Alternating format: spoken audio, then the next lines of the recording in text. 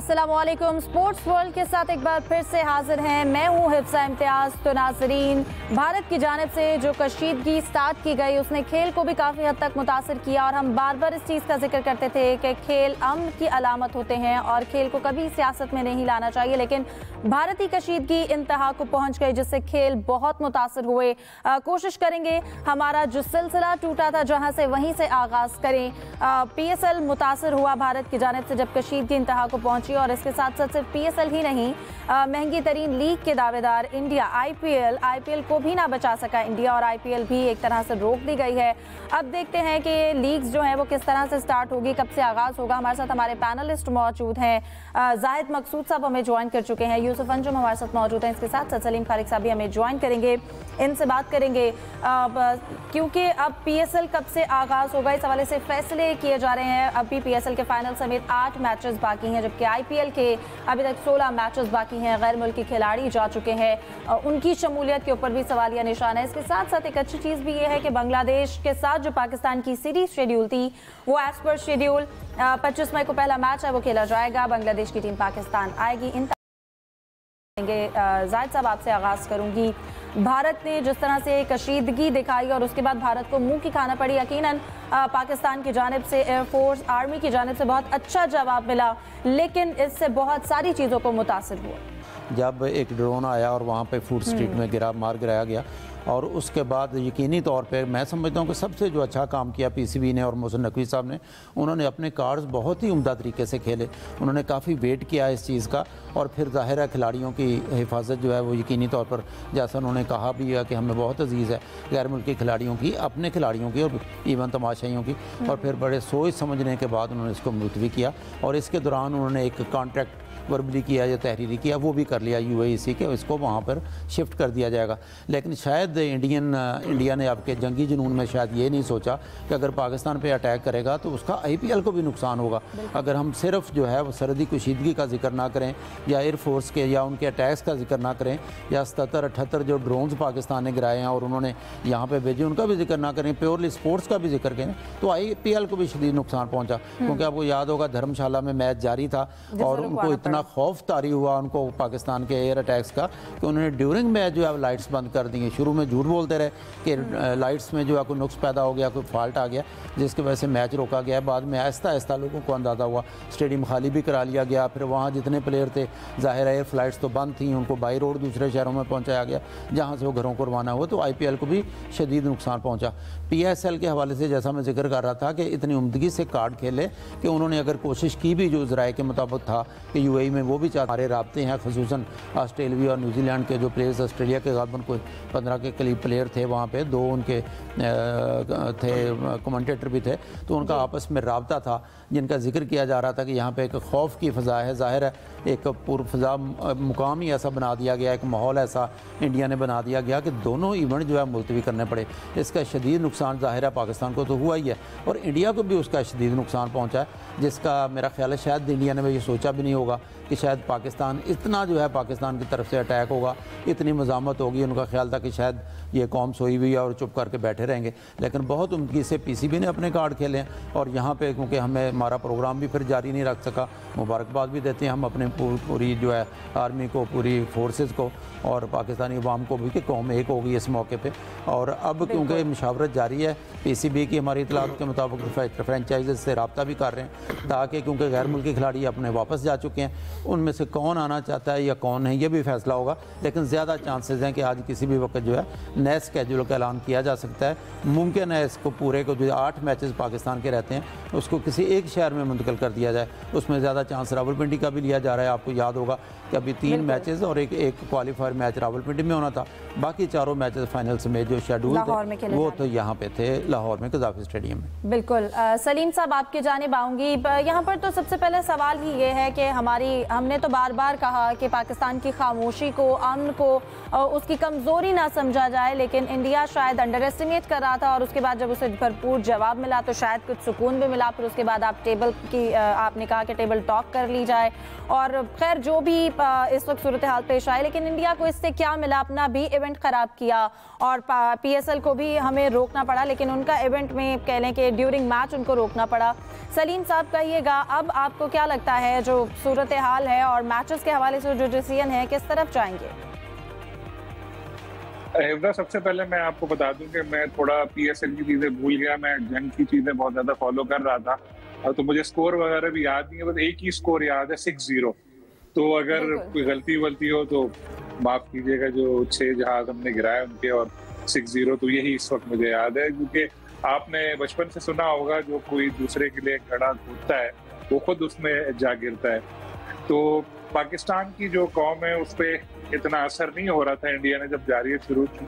हमारे यहाँ PSL के मैचेस चल रहे थे और लोग आ रहे थे, शायद ये चीज उनको बुरी लगी कि यार ये तो बैठे हैं स्टेडियम में, तालियां बजा रहे हैं, हल्ला गुल्ला कर रहे हैं। तो उन्होंने जानबूझकर वो एक ड्रोन भेजा पिंडी में, और जिसकी वजह से हमें वो इवेंट रोकना पड़ा। अगर सिर्फ पाकिस्तानी प्लेयर खेल रहे होते तो मैं आपको बिल्कुल यकीन से कह सकता हूँ कि वो कहते हैं कि नहीं जी हम तो खेलेंगे, हम तैयार हैं। लेकिन क्योंकि फॉरेन प्लेयर्स का भी मामला था तो कोई रिस्क नहीं लेना चाह रहा था PCB, तो इसलिए उन्होंने पहले फ्रेंचाइज में लिख के दिया था PCB को कि जी आप इवेंट को फिलहाल पोस्टपोन कर दें, क्योंकि हमें अच्छा नहीं लगेगा कि एक तरफ हमारे जो इस तरह चल रहे हैं मामला ये जंग के, और दूसरी तरफ हम क्रिकेट मैच देख के तालियां बजाएं। तो आप इसको फिलहाल जो है पोस्टपोन कर दें। लेकिन PCB ने पहले कहा कि हम इसको दुबई ले जाएंगे, दुबई से बात हो गई, सब हो गया, लेकिन नेक्स्ट डे फिर PCB ने इसको कैंसिल किया। और जब ये मामला चल रहे थे, क्योंकि मुझे पता था इंडिया वाला जो इशू हुआ, तो इंडिया वाले इशू में भी जिस तरह पता चला कि धर्मशाला में मैच के बीच में अचानक लाइट्स बंद हो गई, लाइट्स बंद हुई, फिर जो लोगों को निकाला ग्राउंड से, क्रिकइन्फो ने खबर दी कि जी सिक्योरिटी इश्यूज पे, फिर क्रिकइन्फो की खबर उन्होंने चेंज करवाई। लेकिन कहाँ बदलते हैं आजकल की दुनिया में।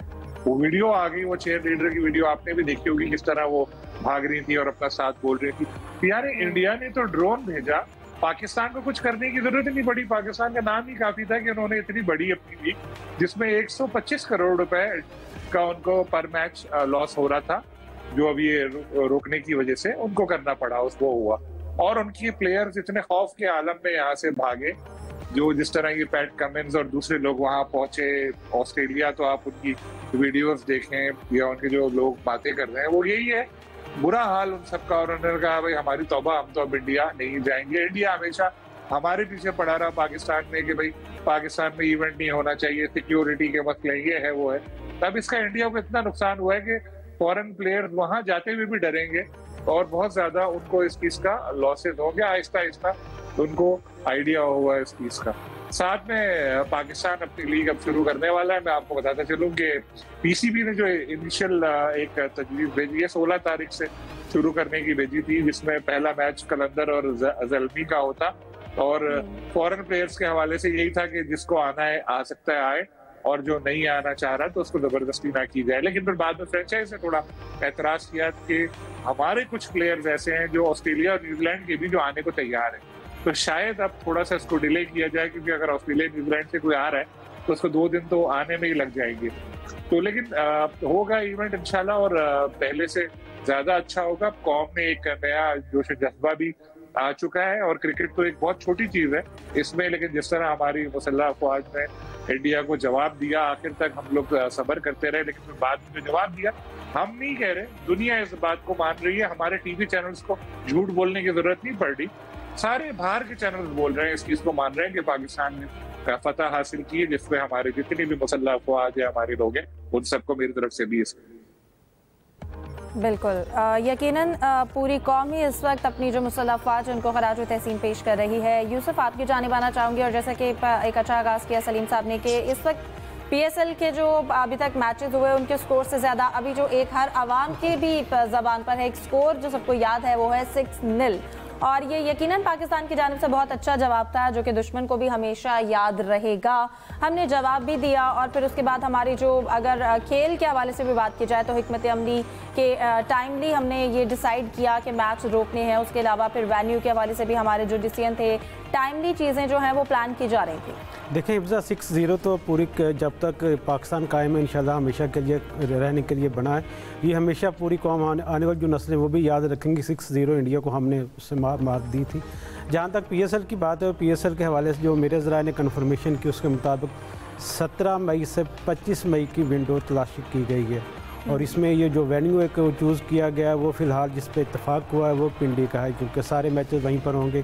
8 मैचेस अभी पाकिस्तान ने या करवाने हैं पाकिस्तान क्रिकेट बोर्ड ने। और जहाँ तक गैर मुल्की खिलाड़ियों के आने की बात है तो आलमोस्ट तमाम खिलाड़ियों ने ये कन्फर्म कर दिया कि वो दोबारा अगर पाकिस्तान में खेलने को तैयार हैं। क्योंकि अगर इंडिया की बात करें तो वहाँ पर हमने देखा कि खबरें आई कि ऑस्ट्रेलियाई जो क्रिकेटर्स हैं वो वहाँ इंडिया में आकर दोबारा खेलने को तैयार नहीं, सिक्योरिटी का खौफ है और बहुत सारे मसाइल हैं। लेकिन पाकिस्तान चूँकि एक मोहब्बत करने वाला मुल्क है, यहाँ पर जितने भी गैर मुल्की आते हैं उनको बड़े अच्छे तरीके से मेहमान नवाजी की जाती है। और सैम बिलन की आपने तस्वीर भी देखी होंगी जो उन्होंने पाकिस्तानी जो सिक्योरिटी इदारों के सामने खड़े होकर उनसे ज़ाहिर यकजहती के तौर पर भी दोबारा उन्होंने एक रात पहले शेयर की है। इसका मतलब ये है कि पाकिस्तान हर हवाले से तैयार है हर किस्म के हालात का मुकाबला करने के लिए। यहाँ पर जो भी आता है वो पाकिस्तान की मेहमान नवाजी और उनके प्यार से बिल्कुल मुतासर हो जाता है और पाकिस्तान का ही होकर रह जाता है। तो ये अच्छी खबर है कि पाकिस्तान क्रिकेट बोर्ड ने कोशिश की है कि PSL को दोबारा रिज्यूम किया जाए। वो कि लग रहा था कि ये इतना आसान टास्क नहीं है, क्योंकि बहुत सारी चीज़ें होती हैं, लॉजिस्टिक इश्यूज़ होते हैं, उनको एड्रेस किया जाता है। और पाकिस्तान क्रिकेट बोर्ड के हुकाम इस जानब से जब से ये सीज़ फायर हुआ तो उसके बाद वो अपनी चीज़ों को तैयार कर रहे थे। फ्रेंचाइजी के साथ भी यकीनी तौर पर रब्ते किए गए हैं, जो ब्रॉडकास्टर्स उनके साथ भी बातचीत हुई है।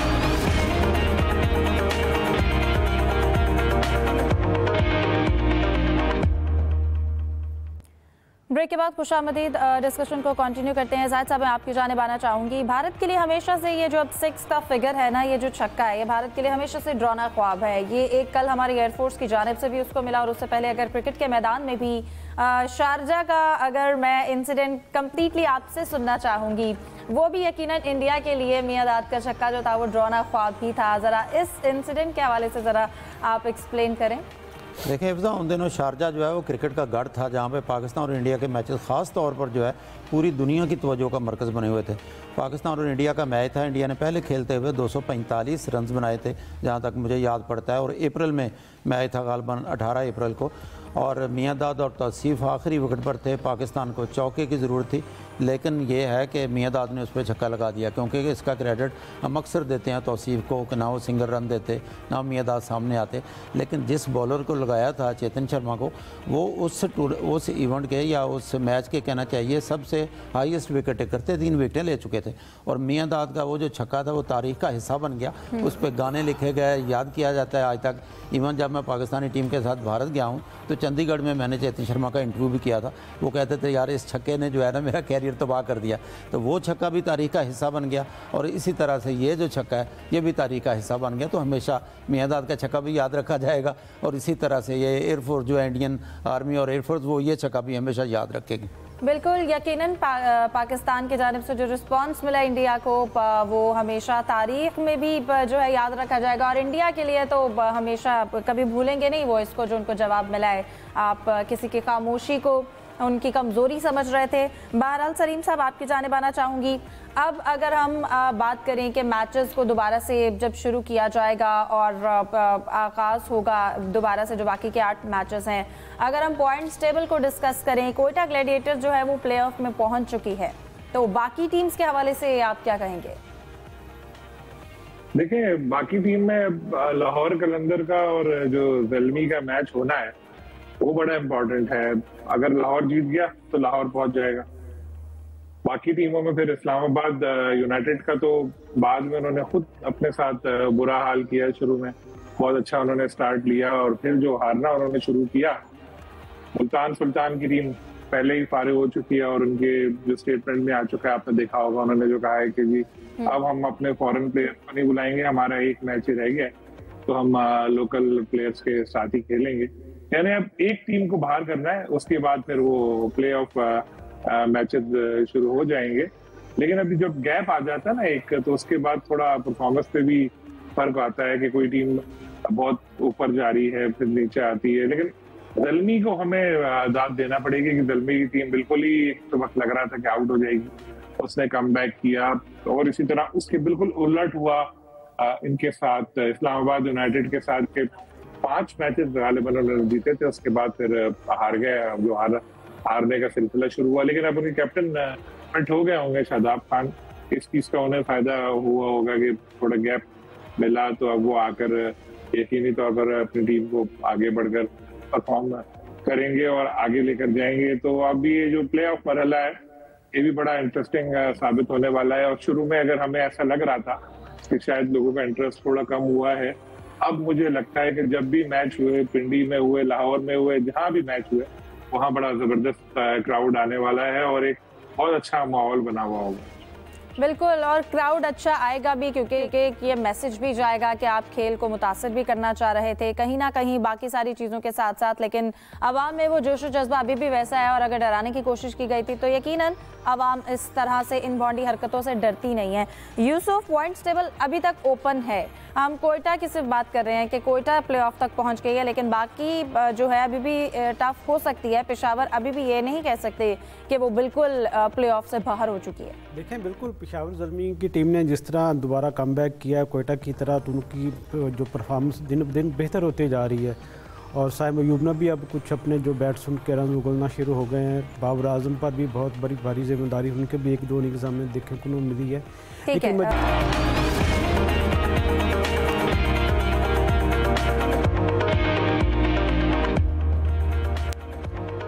ब्रेक के बाद खुशामदीद। यूसुफ, आप कहिएगा, ब्रेक पे जाने से पहले हम गुफ्तगू कर रहे थे कि पॉइंट्स टेबल की जो अब तक सूरत हाल है स्टिल ओपन, कोयटा के अलावा क्या कहेंगे आप? देखिए, काफ़ी जो टीमें हैं वो भी काफ़ी हद तक अपनी जो स्पेस है वो कन्फर्म कर चुकी हैं, जिसमें कराची को भी अब कह सकते हैं, इस्लामाबाद की टीम भी अपनी कन्फर्मेशन कर चुकी है। ये इशू सिर्फ है लाहौर कलंदर और पेशावर ज़ल्मी के दरमियान। इनको अपनी बका की जंग लड़नी और उनके दरमियान जो मैच होगा यकीन तौर पर वेरी शेड्यूल होता है, उस पर देख ले कब मैच ही होता है, तो वो उनको जीतना पड़ेगा। और पेशावर ज़ल्मी की टीम अगर ये मैच जीती है तो वो प्ले ऑफ मरहले में पहुंच जाएगी, जबकि अगर कोयटा अपना लाहौर कलंदर की टीम ये मैच कामयाबी हासिल करती है तो उनके चांसेस हो सकते हैं आगे बढ़ने के। लेकिन देखना ये कि लाहौर कलंदर ने एक बड़ी अच्छी उड़ान ली थी, उसके बाद उनकी जो परफॉर्मेंस का मेयार था जिस तरह तवक्को की जा रही थी वैसी नहीं थी। दूसरी जानब पेशावर ज़ल्मी का पहले भी जिक्र हुआ कि उन्होंने कमबैक किया बाद में आकर, और अच्छी अब उनकी जो परफॉर्मेंस वो बेहतर जा रही है। गैप के बाद दोबारा से किस तरह वो लड़के अपने आप को तैयार करते हैं, किस तरह परफॉर्म करते हैं, ये एक सवालिया निशान होगा। क्योंकि पाकिस्तान में ज़्यादातर आपने देखा कि मैचेस लाहौर में पहले हुए और फिर पिंडी में, दोनों जगह पर जो पिचेस का वो कंडीशन थी वो थोड़ा मुख्तलिफ थी। अब चूँकि पाकिस्तान क्रिकेट बोर्ड ज़्यादातर मैचेस करवाने का सोच रहा है कि पिंडी में हो, जबकि मुतबादल के तौर पर लाहौर का ऑप्शन भी मौजूद है। इसका जो फैसला होगा वो आज कर लिया जाएगा और चेयरमैन पीसीबी की बाकायदा तौर पर मंजूरी देंगे। तमाम स्टेक होल्डर को एतमाद में लेना बहुत ज़रूरी था। और हमारे ज़राए ने कन्फर्म किया कि 17 से 25 मई की जो विंडो ये रखी गई जिसमें ये मैचेस होंगे।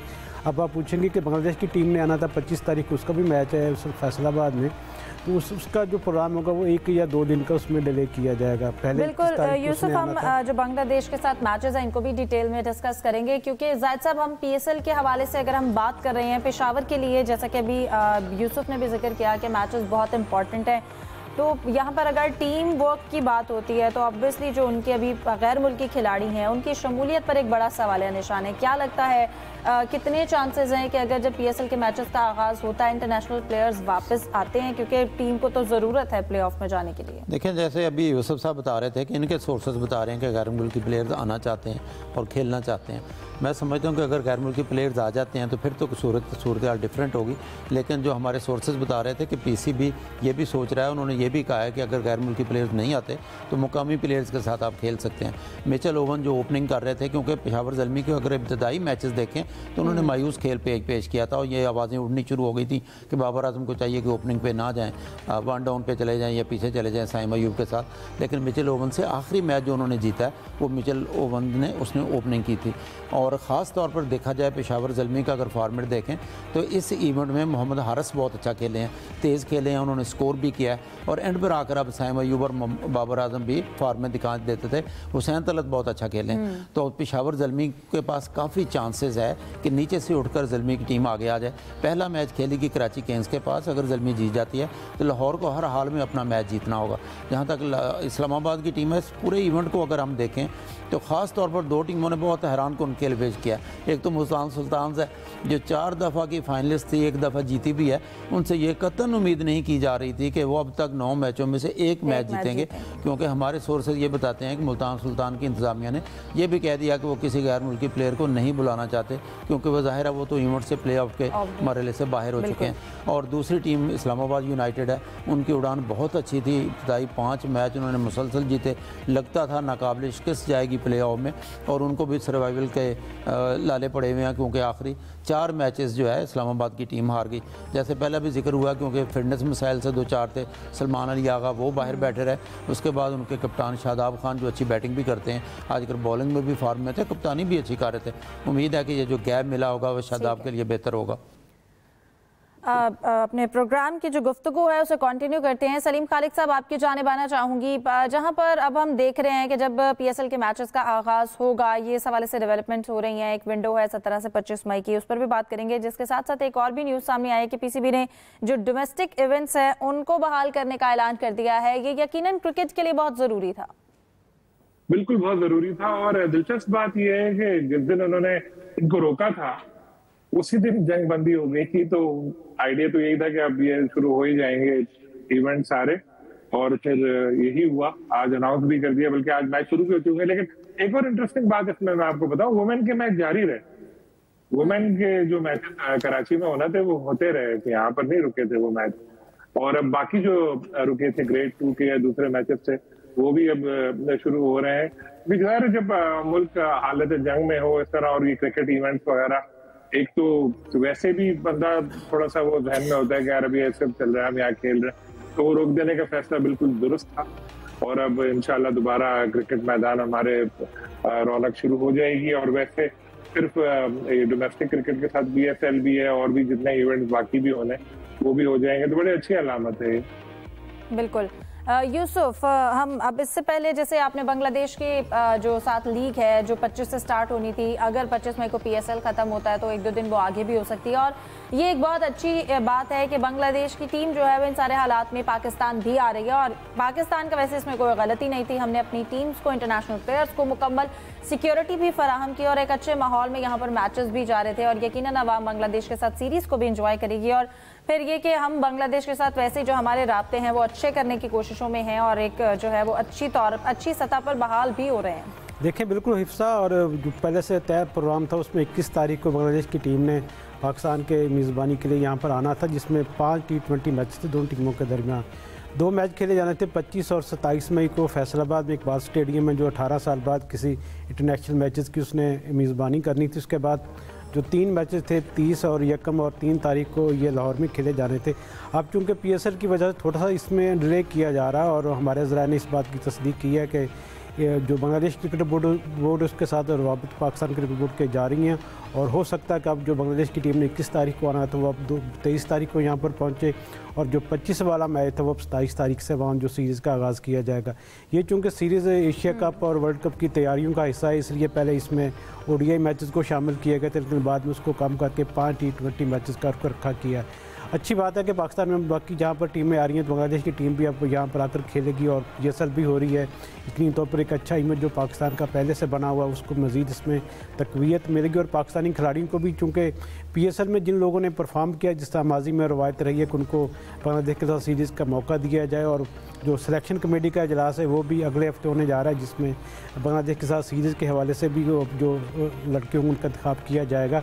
और यहाँ पर पाकिस्तान क्रिकेट बोर्ड को एक नए हेड कोच की भी तलाश है, जिसका जो इब्तदाई तौर पर 4 रुकनी कमेटी बनी थी, जो तमाम दरख्वास्तें आई थी उनको अब शॉर्ट लिस्ट किया जाए, जिसके बाद इंटरव्यूज़ होंगे और फिर नए कोच का जो ऐलान है वो भी कर दिया जाएगा।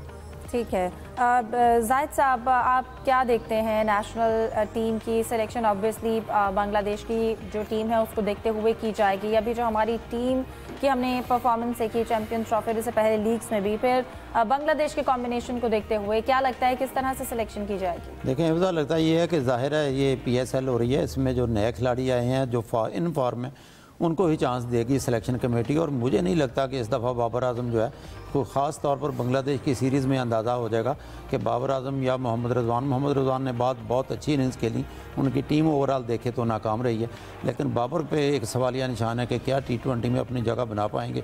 अब बाबर आजम वनडे के बहुत अच्छे प्लेयर हैं, वनडे इस साल है नहीं, एशिया कप है वो T20 है, वर्ल्ड कप है वो T20 है, आगे T20 की भरमार है, तो कैसे पॉसिबल हो सकता है कि बाबर आजम की जगह बन जाए? मुश्किल दिखाई देती है। साइम अयूब लगता है अलबत्ता अपनी जगह बनाने में कामयाब हो गए। साहबजादा फरहान इब्तदाई मैचेस बहुत अच्छा खेले हैं, इसलिए मुझे लगता है कि नई टीम जो है ना T20 की वो बांग्लादेश के खिलाफ मैदान में उतारी जाएगी, और जाहिर है बांग्लादेश की सीरीज़ ही तय करेगी कि फ्यूचर में कौन सा प्लेयर हमारा T20 में शामिल हो सकता है और कौन सा बाहर बैठना पड़ेगा किसी को। सही। सलीम साहब, आप इसमें कुछ ऐड करना चाहेंगे? देखिए, मैं तो ये ऐड करना चाहूंगा कि बाबर और रिजवान दोनों की T20 टीम में अब जगह लग नहीं रही, क्योंकि यहाँ तो चलो ठीक है, फ्रेंचाइज थी, दोनों कैप्टन थे तो ओपनिंग चलाकर वो ओपनिंग कर रहे थे, लेकिन पाकिस्तान टीम में अगर उनसे ओपनिंग नहीं करवाई, थोड़ा नीचे आए, वो शुरू में ही स्लो खेलते हैं और अगर नीचे आना पड़ा तो उनको टाइम लेंगे तो ओवर वैसे ही कम हो चुके होंगे, प्रेशर में आएंगे, टीम भी प्रेशर में आएगी। नजर आ रहा है शायद उनको भी ना कि उनका इतना फ्यूचर रहा नहीं है इसमें। और बांग्लादेश के खिलाफ सीरीज में तो एटलीस्ट बिल्कुल भी इनको मेरा ख्याल है नहीं लेना चाहिए, और जो यंगस्टर्स हैं जो उनको मौका दें आप। और अगर फिर इस सीरीज के बाद आपको लगे कि नहीं यार ये बच्चे खेल ही नहीं पाए बिल्कुल और ये मसला होगा, तो चले ठीक है, वो भी फिर दोनों में से किसी एक को ले, वो दोनों अगर एक साथ होंगे तो फिर टीम के लिए काफी मसाइल है। सही। सलीम साहब, साथ साथ इस पर भी कमेंट कीजिएगा। आज क्योंकि खबर सामने आई है कि अब रोहित शर्मा के बाद अब साबिक कप्तान ने भी टेस्ट क्रिकेट को अलविदा कह दिया, विराट कोहली की बात हो रही है, तो यकीनन उनके फैंस अब उनको वाइट किट में परफॉर्म करता हुआ नहीं देखेंगे, लेकिन फिर ये भी एक है कि जो कप्तानी का ताज है वो किसके सर सजेगा? शुभमन गिल का नाम पहले से ही आ रहा था, नाम हो सकता है उनको ही हो, और कोहली ने पहले ही कुछ दिन पहले इंडिकेट कर दिया था अपने क्रिकेट बोर्ड को, जो न्यूज आई थी कि वो छोड़ना चाह रहे हैं टेस्ट क्रिकेट। रोहित को उल्टा हुआ था कि रोहित को कहा गया था, मैसेज दिया गया था कि शायद इंग्लैंड के जो टूर है उसमें वो एज अ कैप्टन ना जाए या टीम में ना हो, तो उन्होंने रवश्ता दीवार पढ़ते हुए रिटायरमेंट का ऐलान कर दिया था। कोहली के साथ ऐसा नहीं था, बल्कि कोहली का लग ऐसा रहा है, कुछ लोग उनको ये भी कह रहे हैं उनको जाना चाहिए था इंग्लैंड के टूर, काफी मुश्किल होगा टीम के लिए वहां पे as a captain. Nasser Hussain जो फॉर्मर कैप्टन है इंग्लैंड के, उन्होंने ये भी तजवीज दी थी कि एज अ कैप्टन उनको भेजो, लेकिन वो अपने जो उन्होंने बोर्ड को 3-4 दिन पहले बता दिया था उस फैसले पर कायम रहे और उन्होंने रिटायरमेंट का ऐलान कर दिया। शाहिद आफरीदी ने भी उनको बड़ा खराज तहसीन अदा किया है कि बड़े अच्छे प्लेयर थे और उन्होंने बड़ा नाम रोशन किया है, और यही शाहिद आफरीदी कल उन्होंने रैली भी एक इंडिया के खिलाफ निकाली थी। तो इससे आप अंदाजा लगा लें कि हमारा जो मुल्क है वो हमेशा क्रिकेट को या स्पोर्ट्स को पॉलिटिक्स से अलग रखता है। हम लोग अच्छी चीज है जो खेलों में, उसमें हम लोग तारीफ भी करते हैं और हम पे कोई कुछ बोलता भी नहीं है, लेकिन अगर आज कोई हमारा पाकिस्तान का क्रिकेटर रिटायर हुआ होता, फिर आप किसी भी इंडिया के किसी फॉर्मर कैप्टन से ये तवक्को नहीं कर सकते थे कि वो आता और उसकी तारीफ करता। तो शाहिद अफरीदी ने ऐसा किया, और इस वजह से किया कि इस मुल्क ने, पाकिस्तान ने उनको ऐसा माहौल दिया है जहां पर खेल और पॉलिटिक्स अलग है और आप खुलकर अपनी राय का इज़हार कर सकते हैं। सही। सलीम जायद साहब, आप इस हवाले से क्या ऐड करना चाहेंगे? देखिए, बहुत बड़े खिलाड़ी हैं विराट कोहली, इसमें तो कोई शक ही नहीं है। 30 सेंचुरियां बना चुके हैं, 254 गालबन उनका हाईएस्ट स्कोर है, और एक दुनिया उनकी मद्दाह है, ख़ास तौर पर विराट कोहली ने, क्योंकि अभी तक वो बाकी फॉर्मेट तो खेलेंगे। उनकी फ़िटनेस के चर्चे आज भी दिए जाते हैं, हालांकि अब गालबन उनकी एज भी ज़्यादा हो चुकी है, लेकिन उन्होंने फ़िटनेस का एक नया दौर कहना इंट्रोड्यूस कराया।